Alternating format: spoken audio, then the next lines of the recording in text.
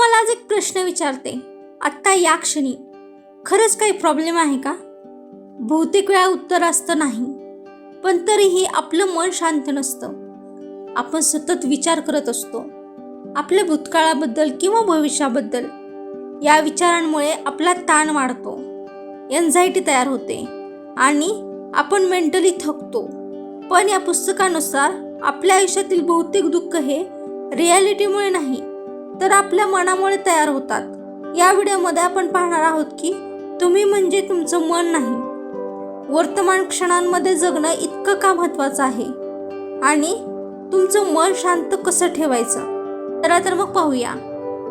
Hi hello नमस्कार. बुकवाणी या माझ्या यूट्यूब चॅनलवर तुम्हा सर्वांचे हार्दिक स्वागत आहे. आज आपण लेखक ॲक्वर्ड टॉले लिखित द पॉवर ऑफ नाव या पुस्तकाचे सारांश रूपी अभिवाचन करणार आहोत. चला तर सुरू करूया. मग यातील पहिला भाग, तुम्ही तुमचं मन नाही. या पुस्तकातील सर्वात मूलभूत आणि पॉवरफुल कन्सेप्ट म्हणजे तुम्ही तुमचं मन नाही. मन कसं काम करतं? लेखक सांगतात की आपलं मन सतत ॲक्टिव्ह असतं. ते कधीच पूर्ण शांत नसतं. एक विचार येतो, त्यावर दुसरा विचार येतो आणि मग हे विचारांचे सत्र सुरू राहते. हे इतकं ऑटोमॅटिक असतं की आपल्याला वाटतं हेच मी आहे. मुख्य चूक कुठे होते? मुख्य चूक तुमच्या विचारांसोबत तुमची ओळख करण्यात आहे. म्हणजे मी चिंताग्रस्त आहे, मी घाबरलो आहे. पण सत्य काय आहे? सत्य हे आहे की तुम्ही चिंताग्रस्त नाही किंवा तुम्ही घाबरलेलेही नाही. तुम्ही फक्त तुमचे विचार आणि तुमच्या भावना अनुभवत आहात. ऑब्झर्वर म्हणजे काय? पुस्तकात सांगितल्याप्रमाणे तुमच्यामध्ये 2 लेवल. पहिलं म्हणजे थिंकिंग माइंड, जो विचार करतो. दुसरा ऑब्झर्वर म्हणजेच अवेअरनेस, जो त्या विचारांना पाहतो. जेव्हा तुम्ही स्वतःला ऑब्झर्व करता, आता माझ्या डोक्यात विचार चालू आहे, तेव्हा तुम्ही त्या विचारांपासून वेगळे होता. अवेअरनेस का महत्त्वाची आहे?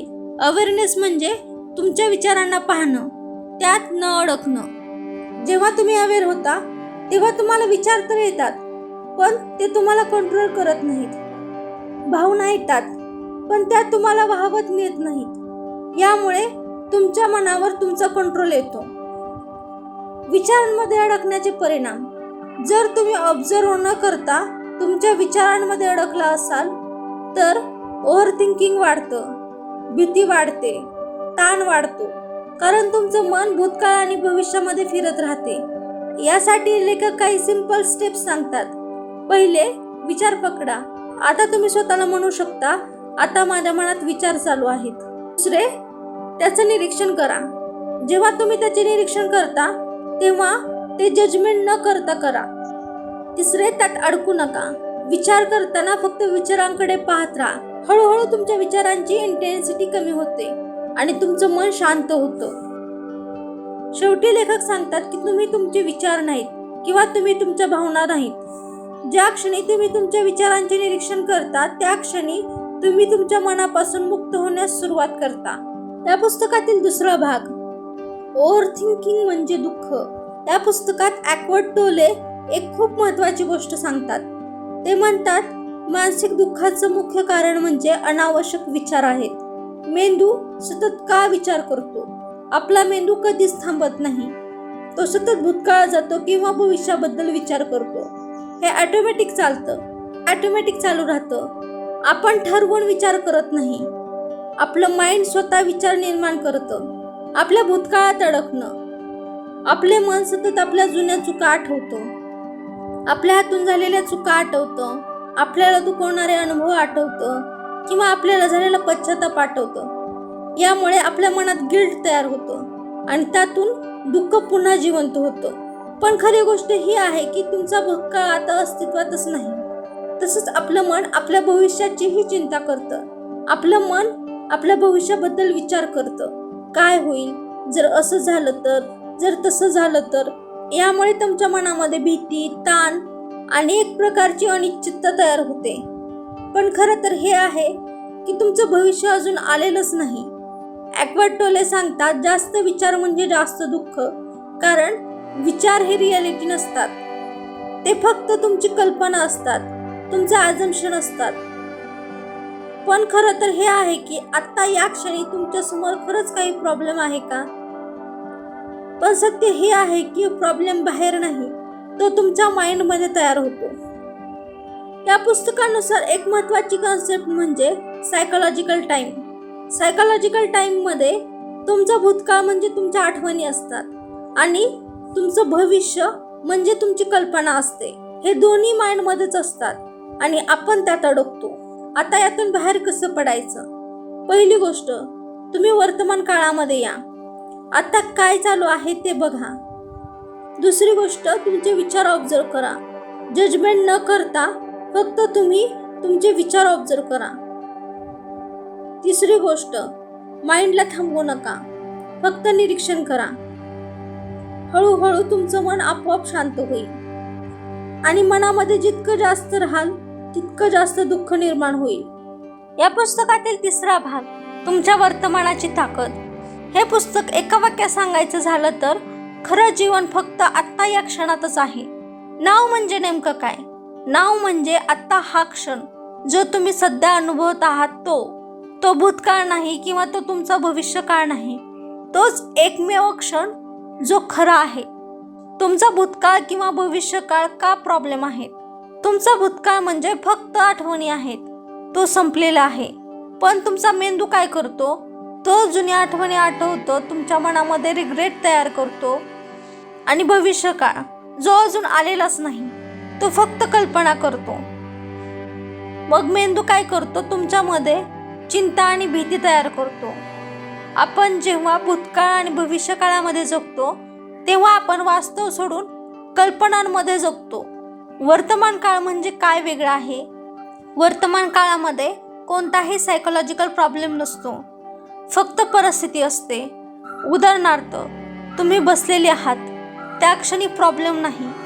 मेंदू म्हणत असतो काल असं झालं, उद्या काय होईल, आणि इथेच दुःख सुरू होतं. मेंदू आणि वर्तमान यांचं नातं सांगताना लेखक म्हणतात, मेंदूला वर्तमान आवडत नाही कारण त्याला भूतकाळ आणि भविष्यकाळामध्ये फिरायला आवडतं.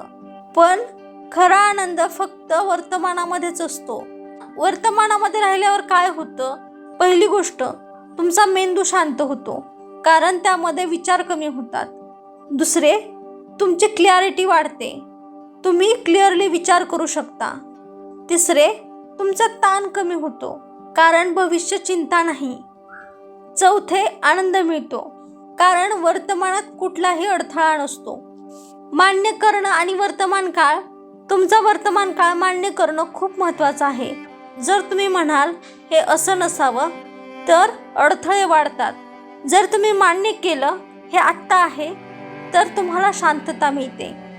लेखक या पुस्तकात काही सोप्या गोष्टी सांगतात ज्यामुळे तुम्ही या परिस्थितीतून बाहेर पडू शकता.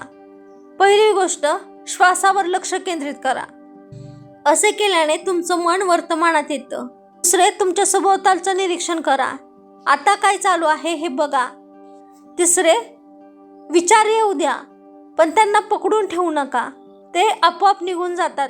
कारण खरे आयुष्य हे भूतकाळामध्ये नाही किंवा भविष्यामध्ये नाही, ते फक्त आत्ताच्या या क्षणामध्ये आहे. आणि जितके तुम्ही तुमच्या वर्तमानामध्ये राहाल तितका वेळ तुम्ही शांत राहाल. या पुस्तकातील चौथा भाग, अहंकार. अहंकार म्हणजे काय? तर तुम्ही स्वतःबद्दल बनवलेली खोटी ओळख. जसं की माझं नाव, माझं स्टेटस, लोक मला कसं बघतात, आपण या सगळ्याला मी समजतो. पण हे खरं तर स्वतः नसतं. इगो कसा तयार होतो? तर इगो लहानपणापासून तुमचा समाज, तुमच्याबद्दलचे लोकांचे मत आणि तुमचे अनुभव यावरून एक ओळख बनते आणि मग आपण त्या ओळखीमध्ये अडकतो. अहंकार कसं काम करतो? अहंकाराला नेहमी तुमच्याकडून ॲप्रिशिएशन हवं असतं, तुम्हाला महत्त्व देणं अपेक्षित असतं आणि म्हणून तुम्ही एखाद्यासोबत कंपॅरिझन करता, स्वतःला सिद्ध करण्याचा प्रयत्न करता. अहंकारामुळे काय प्रॉब्लेम होतात? अहंकारामुळे तुम्ही लोकांचा मत्सर करायला लागतात, तुमच्यामध्ये इन्सिक्युरिटी येते, तुमच्यामध्ये स्ट्रेस वाढतो कारण तुम्ही स्वतःला बाहेरच्या गोष्टींशी जोडता. अहंकार आणि सत्य याच्यामध्ये काय फरक असतो? सत्यामध्ये तुम्ही शांत राहता. अहंकार सतत काहीतरी बनण्याचा प्रयत्न करत असतो कारण अहंकार सतत स्वतःला म्हणत असतो मी अजून पुरेसा नाही. यातून बाहेर कसं पडायचं? पहिली गोष्ट, अहंकार ओळखा. आता मी प्रूव्ह करतोय का? जेव्हा एखादी गोष्ट तुम्ही प्रूव्ह करायला जाता तेव्हा स्वतःला विचारा, हे मी प्रूव्ह करण्यासाठी करतोय का? दुसरी गोष्ट, निरीक्षण करा, त्या गोष्टीबद्दलची स्वतःची रिॲक्शन बघा. आणि तिसरी गोष्ट, अलिप्त व्हा. त्या गोष्टीमध्ये अडकून राहू नका, त्या अहंकारामध्ये अडकून राहू नका. जर तुम्ही सतर्क झाला तर तुमच्या अहंकाराची पावर कमी होते. कारण अहंकार हे खरंच तुम्ही स्वतः नाही, हे तुमची काल्पनिकता आहे. तुम्ही जितकं तुमच्या वर्तमानामध्ये राहाल तितकं तुमचा अहंकार कमी होईल. या पुस्तकातील 5वा भाग, स्वीकार. स्वीकार करणे म्हणजे काय? त्यासाठी परिस्थिती बदलायची गरज नाही किंवा तुमच्या भावना थांबवायचीही गरज नाही. फक्त तुम्ही वास्तवाला न कुठलाही अडथळा आणता स्वीकार करा. ज्याला तुम्ही विरोध करता तेच टिकून राहतं. ज्याला तुम्ही स्वीकारत नाही तेच पुन्हा पुन्हा त्रास देतं. ते कसं? जर तुम्ही म्हणाल हे असं नसावं, हे माझ्यासोबत का झालं, तेव्हा तुम्ही वास्तवाला विरोध करता आणि तोच तुमचा त्रास वाढवतो. अडथळा म्हणजे दुःख. दुःखाचं खरं कारण म्हणजे परिस्थिती नाही, तर त्या परिस्थितीला केलेला विरोध. उदाहरणार्थ, जर तुम्ही ट्रॅफिकमध्ये आहात, हे नॉर्मल आहे, पण तुमचा मेंदू म्हणतो हे असं नसावं आणि याचा परिणाम असा होतो की तुम्हाला राग येतो. म्हणजे दुःख हे परिस्थितीमुळे नाही, तर ते तुम्ही न स्वीकारल्यामुळे आहे. स्वीकार केल्यामुळे काय होतं? स्वीकार केल्यामुळे तुमचं मन शांत राहतं, तुमचा एखाद्याबद्दलचा दृष्टिकोन बदलतो, तुम्हाला क्लॅरिटी येते. तुम्ही म्हणता हे आत्ता आहे आणि मी ते स्वीकारतो. तुम्ही स्वीकारणे म्हणजे हार मानणं नाही. स्वीकारणे म्हणजे वास्तवाला सामोरे जाणे आणि मग त्यावर ॲक्शन घेणे. स्वीकारणे आणि तुमचा आत्ताचा क्षण. स्वीकारणे म्हणजे तुम्ही प्रेझेंट मोमेंटला हो म्हणणं. जेव्हा तुम्ही प्रेझेंटला ॲक्सेप्ट करता तेव्हा माइंडपासून मुक्त होता. या पुस्तकातील 6वा भाग, जाणीव. जाणीव म्हणजे काय? तुम्ही तुमच्या विचारांचं निरीक्षण करता, तुमच्या भावनांचं निरीक्षण करता आणि त्यातून तुम्हाला जाणीव झाली की तुमचा स्वतःबद्दलचा कंट्रोल वाढतो. आपल्या मनात सतत विचार येतात, हे असं का झालं, उद्या काय होईल. जेव्हा तुम्हाला एखादी गोष्टीची जाणीव असते तेव्हा आपण फक्त त्या विचारांना बघतो. भावनांचं निरीक्षण करणं. भावना, आपल्या मनात अनेक भावना येतात, जसं की राग, दुःख, भीती. पण जेव्हा तुम्हाला त्याची जाणीव असते तेव्हा त्या भावना जाणवणं पण त्यावर रिॲक्ट न करणं.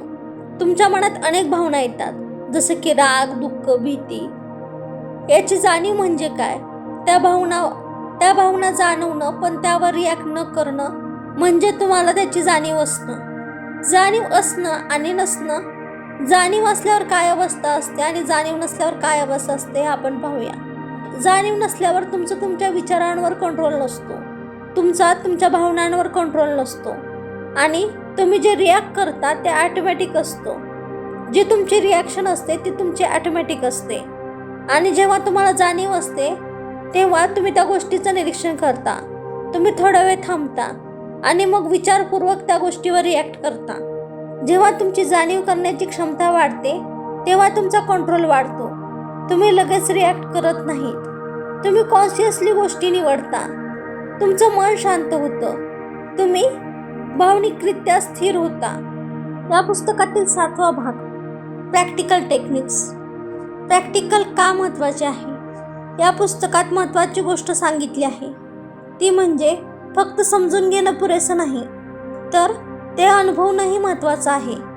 म्हणजे तुम्ही वर्तमान क्षणी राहण्याची प्रॅक्टिस केली पाहिजे. यासाठी पहिली गोष्ट, तुम्ही तुमच्या श्वासावर फोकस करा. ही सर्वात सोपी आणि पॉवरफुल टेक्निक आहे. कसं करायचं? तर तुमचं लक्ष श्वासावर आणा.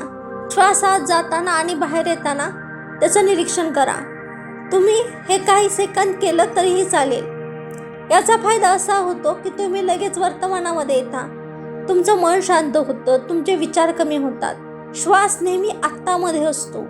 दुसरी गोष्ट, तुम्ही तुमच्या विचारांचे निरीक्षण करा.